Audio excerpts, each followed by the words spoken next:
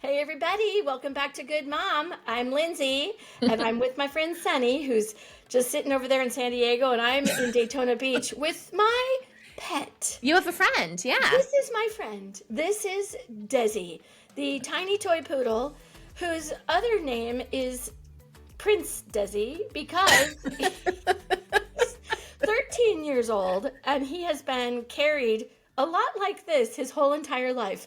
My poor children spoiled him, and I got to keep Desi when they all went off to college. And so here he is, my little friend. And I wanted to bring this up in the Good Mom episode because you can also have to be and want to be and choose to be a good mom to a pet. And they are, without a doubt, a lot like children. This one, as Sunny knows, just 5 minutes ago was scratching on my leg, wanting to be in the episode we were recording. And I said, Sunny, we have to pause. The poodle wants in. So here he is, and he is just like a child, a 13-year-old, 5-pound child who is amazing. And I know when we get to starting into our lives, we need pets. They keep us happy, healthy, friendly, alive. We don't forget our parenting skills. But I just had to share that, a pet is an important person too, I guess. And I'm his emotional support animal, clearly. So there you go. And Is that how that works? Little reversal? Totally role reversal. I should be wearing the vest. So, Bunny, tell us about Sadie, because I remember when we did our first podcast, Sadie, your dog, was at your feet 100% of the time. Yes. Yeah. So I have a bigger dog, a much bigger dog. I have a goldendoodle. Her name's Sadie. I'd bring her in here, but honestly, she's so hard to show, and she's like over 50 pounds. It's me trying to hold her like you're holding Desi is pretty funny. Yeah. But yeah, so more of a family kind of dog. We had a tiny dog. In fact, for years, the first dog that my husband and I got right after we got married was a teacup poodle. Okay. And you're right though. It was like a really good prelude to parenting, right? Well, it was like we gotta mother and father this thing together, and we would carry it just like you're carrying Desi.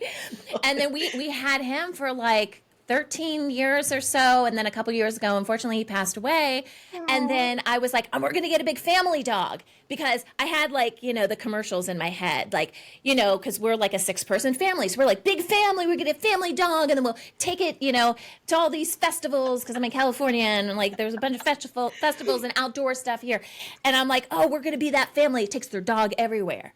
Like, yeah, we're going to get one of those family dogs. So I did research. I'm like, goldendoodle sounds amazing. Right.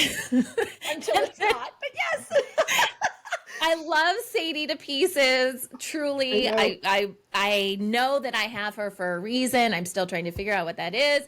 But it has been a challenge. Let's just put it that way. She's great with our family, but it's like she's protecting us. Mm-hmm. From anything, right? So if there's from grass, she's like, there's a blade of grass right there. So any person, any dog, any animal, any leaf that blows, across the, street in a funny way, she kind of goes crazy. And it's been tough because I haven't had those picturesque moments that I really wanted to have. I can't take her around anyone, even when we travel. And, we figured out that we can there's like a couple kids in the neighborhood that she gets along with. Yeah. Right. And so they dog sit, like they'll just kind of, come in for a few times a day to let her out to go potty and stuff like that. But it's been really challenging, to get her to kind of mingle and be okay with things. And I've tried training, like I've done the whole bit, you guys. Right. I've done the whole bit, and we love her to pieces, but she doesn't let anyone get close to her. I think you said something early on. This is very important. If you're thinking about becoming a parent, if this is a new time in your life and you're considering parenthood and you're terrified that you'd be a horrible parent, or you're thinking it's a good idea, a practice puppy is a really good idea because you get to choose this one, right? Yeah, and you're choosing more about the personality, the breed, the style. Especially if you do your homework, you can find a breed that meets what you're looking for, like Sunny did with her dog being a family dog. And if that's the jam you're trying to go for, there are dogs that fit that, right? Yeah. I highly recommend Puppy Practice, and you'll learn so much. So let's just talk for a second, Sunny, about things we've learned from our dogs that made us better parents. Because for me, with Desi, he's so small, and he literally does want to go everywhere. And I was not the world's best baby mom. So from age 0, like come back from the hospital, to let's say about age 2, where they're kind of walking and talking, that was not my forte. And this dog, or one like him, because it was a different dog at the time, really trained me before I had kids how to be with a small thing that needs you 100%. Like when he's hungry, instead of crying, he barks. When he has to go to the bathroom, or diaper change, he barks. He lets me know.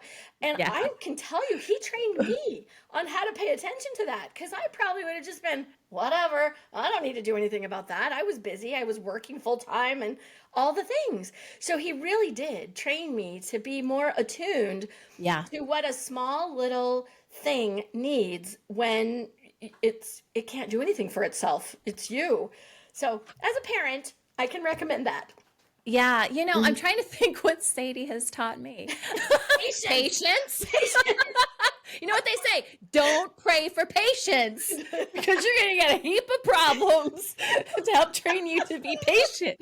I would say maybe to be more present and aware. Okay, because this dog literally sees and hears everything. Yeah. And sometimes I'm just in my own world, honestly. Yeah. Right. Like, when I'm driving or something, like I'm in my own, people like pull up to me and like wave. I'm like, I didn't even see you. I don't know, and just whatever, doing my own thing.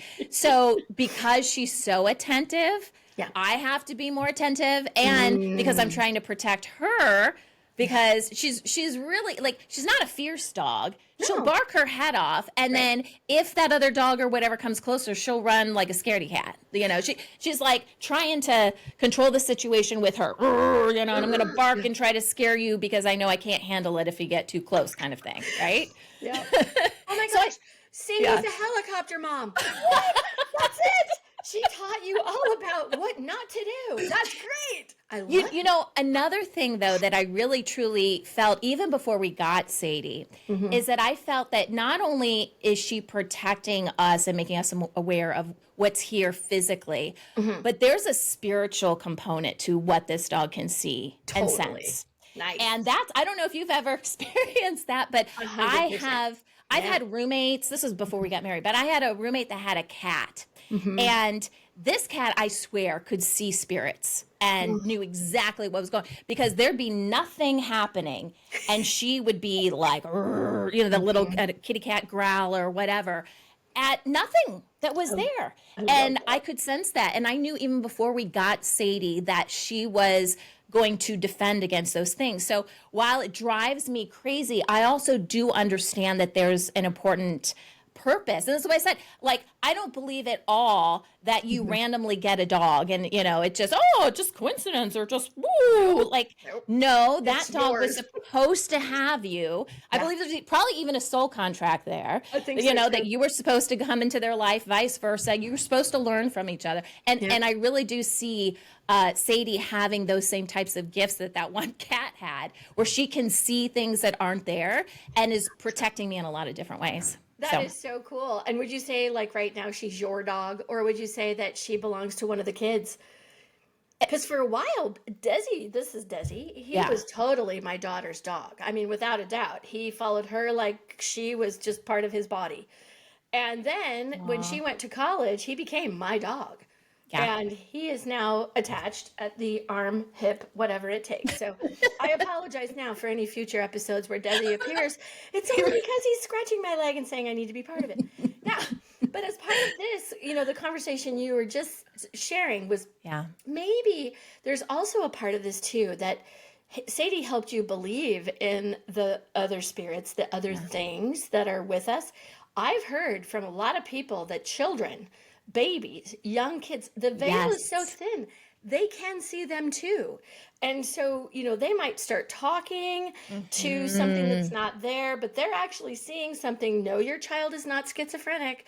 Right. It's just a part of life, that the veil is thin.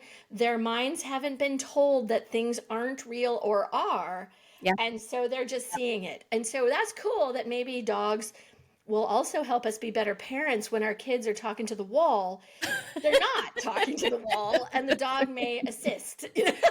And that may be why kids have a tendency to love animals so much too. Totally. I mean, there's a bond there. There's something going on, and just that, obviously, that loving spirit and stuff. And I was always amazed when my kids were really little that like when I'd have them in a car seat, but the car seat is like, like one of those things that you take out of I don't know what they'd even call them, but you carry them, right? The carrier. Yeah. Yeah, and you can set it on the ground. So when we had that little teacup poodle I was telling you about, the dog would just go over and sit in front of the carrier, and just like it was a guard dog, just like looking around. I got this. Yeah. Yeah, it's like it knew that was a new being and needed protected. It's just amazing what the animals understand. So there's definitely a connection between kids and pets dogs and moms. And, yes. I just want to say, if you're out there and you're a dog mom, or a cat mom even, but a dog mom for sure, because I think dogs are they have a slightly different edge than a cat does. Cats are cool. Don't get me wrong. I love them a lot. And there's just something about dogs and they're humans. If you're a dog mom, we want to hear about it. So go to goodmom.org and tell us your story. Sunny and I both love hearing from you. We want to know everything. And we'd love to hear about your dog and what it does. But practice with a poodle. I highly recommend it. There he is. Okay, wave goodbye, Desi. Bye, Desi. See you later. Bye.